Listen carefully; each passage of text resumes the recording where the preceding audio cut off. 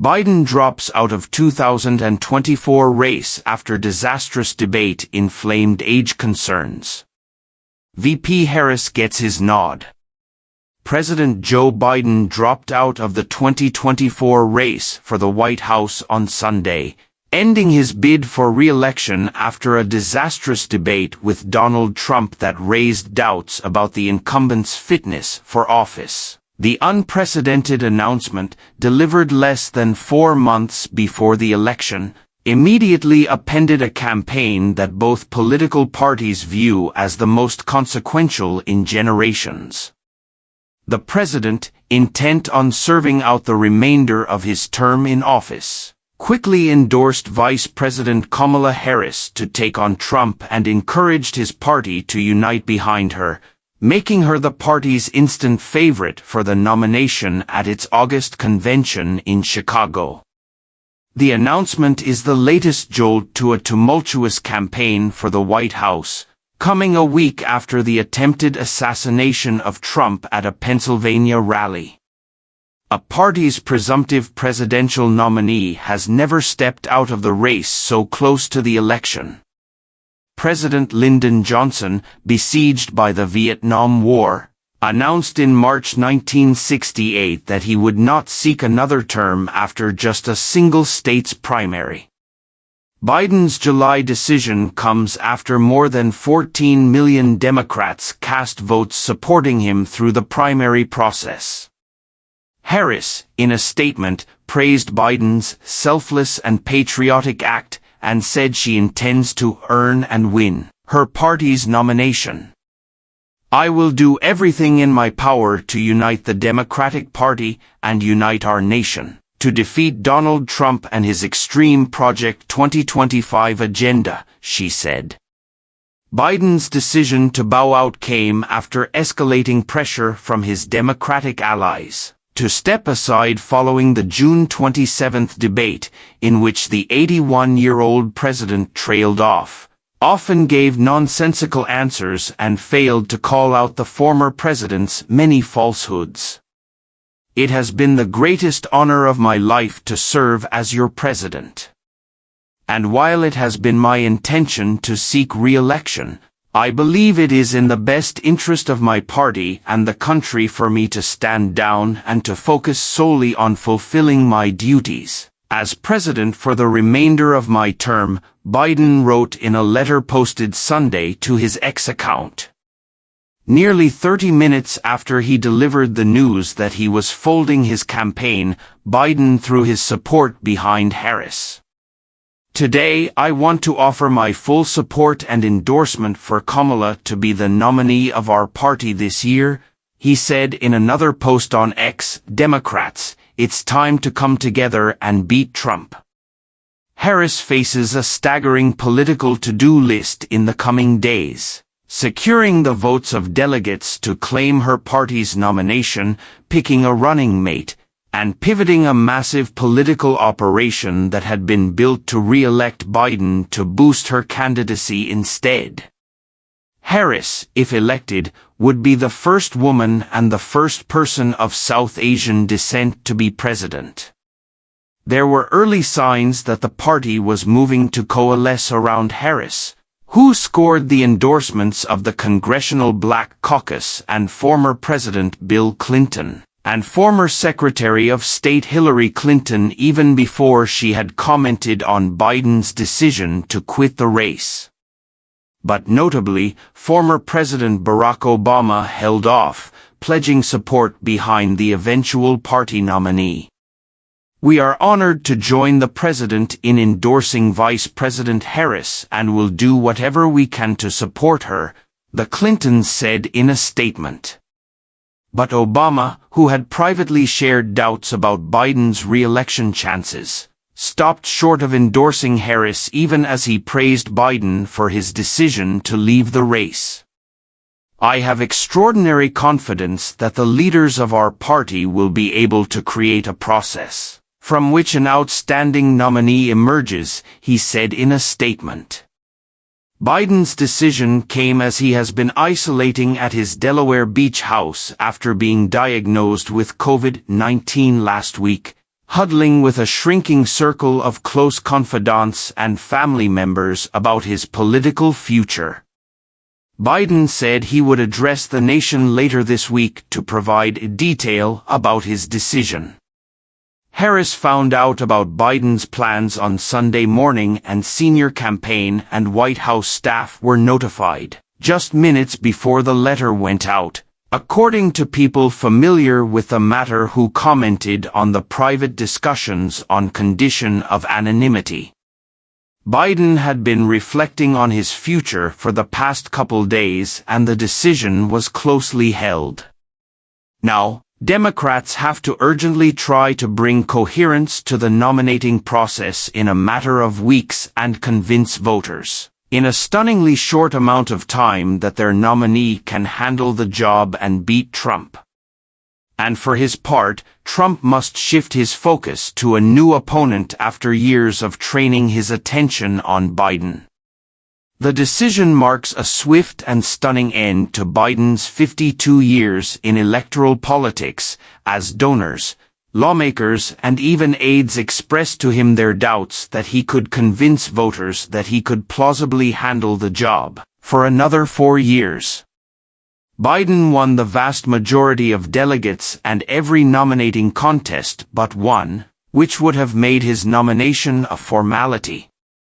Now that he has dropped out, those delegates will be free to support another candidate. Harris, 59, appeared to be the natural successor, in large part because she is the only candidate who can directly tap into the Biden campaign's war chest, according to federal campaign finance rules. Biden's campaign formally changed its name to Harris for President, reflecting that she is inheriting his political operation, a sign of the advantage she has in the race for the Democratic nomination. Democratic groups, including the Democratic National Committee, also filed paperwork changing the names of their joint fundraising committees to reflect Harris's candidacy. The Democratic National Convention is scheduled to be held August 19th to 22nd in Chicago, but the party had announced it would hold a virtual roll call to formally nominate Biden before in-person proceedings begin. It remained to be seen whether other candidates would challenge Harris for the nomination. California Governor Gavin Newsom, who had been discussed as a possible replacement for Biden last year, and Transportation Secretary Pete Buttigieg, who challenged both Biden and Harris for the Democratic nomination in 2020, threw their support behind her Sunday. The Democratic National Committee's chair, Jamie Harrison, said in a statement that the party would undertake a transparent and orderly process to select a candidate who can defeat Donald Trump in November. West Virginia Senator Joe Manchin, who left the Democratic Party earlier this year to become an independent, is considering re-registering as a Democrat to vie for the nomination against the vice president, according to Jonathan Cott, a longtime advisor to Manchin. Harris was spending Sunday afternoon calling Democratic elected officials and delegates as she works to lock up the nomination. Harris received her first delegates for the Democratic presidential nomination on Sunday. The Tennessee Democratic Party posted on X that its delegation voted during a meeting Sunday to back Harris after Biden's departure from the campaign. Pennsylvania Governor Josh Shapiro, North Carolina Governor Roy Cooper, and Arizona Senator Mark Kelly, each from a swing state and mentioned as a possible running mate for Harris, also endorsed Harris Sunday evening. Trump reacted to the news in a post on his Truth Social site, in which he said Biden was not fit to run for president, and is certainly not fit to serve. "We will suffer greatly because of his presidency, but we will remedy the damage he has done very quickly," he added. Make America great again. While Trump and his team had made their preference for facing Biden clear, His campaign had nonetheless ramped up its attacks on Harris as pressure on Biden to step down intensified. Democratic officials, including many who were behind the effort to push Biden from the race, quickly released statements praising Biden's decision.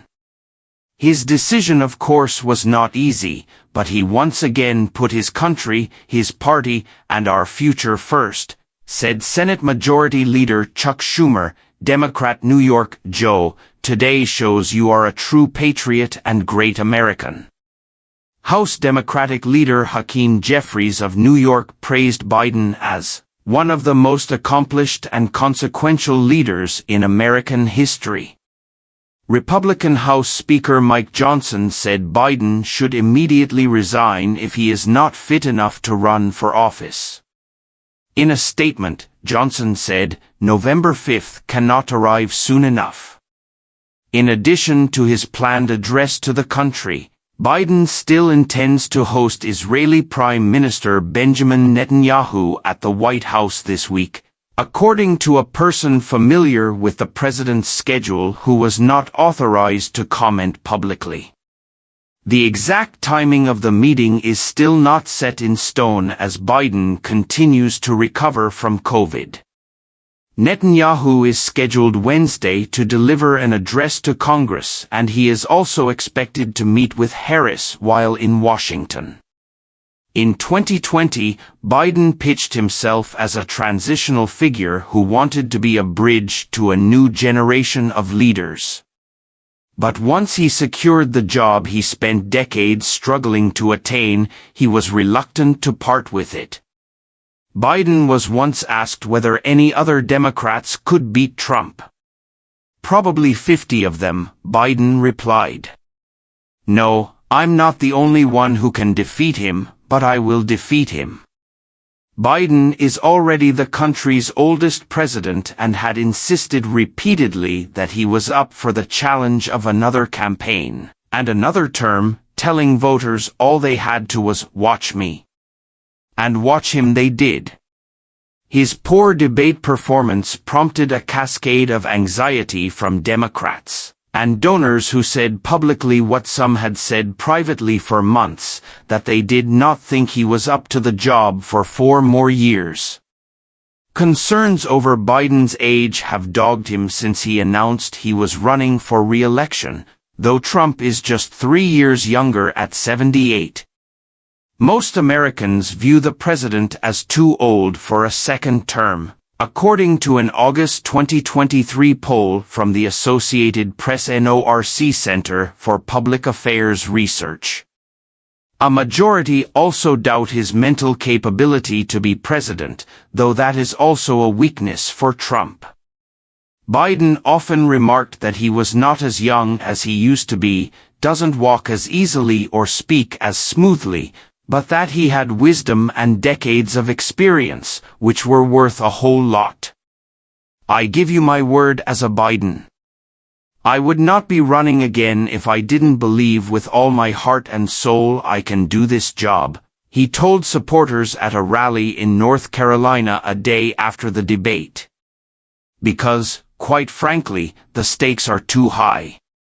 But voters had other problems with him, too. He has been deeply unpopular as a leader even as his administration steered the nation through recovery from a global pandemic, presided over a booming economy and passed major pieces of bipartisan legislation that will impact the nation for years to come. A majority of Americans disapprove of the way he's handling his job, and he's faced persistently low approval ratings on key issues including the economy and immigration. Biden's motivation for running was deeply intertwined with Trump. He had retired from public service following 8 years serving as vice president under Obama and the death of his son Beau, but decided to run after Trump's comments following a Unite the Right rally in Charlottesville, Virginia, in 2017, when white supremacists descended on the city to protest the removal of its Confederate memorials. Trump said, "You had some very bad people in the group, But you also had people that were very fine people on both sides. On both sides. Biden's wife, First Lady Jill Biden, responded to the president's announcement by reposting Biden's letter announcing his decision and adding red heart emojis. Granddaughter Naomi Biden Neal said on social media, "I'm nothing but proud of my pop." She said he has served the country with every bit of his soul and with unmatched distinction, and our world is better today in so many ways thanks to him.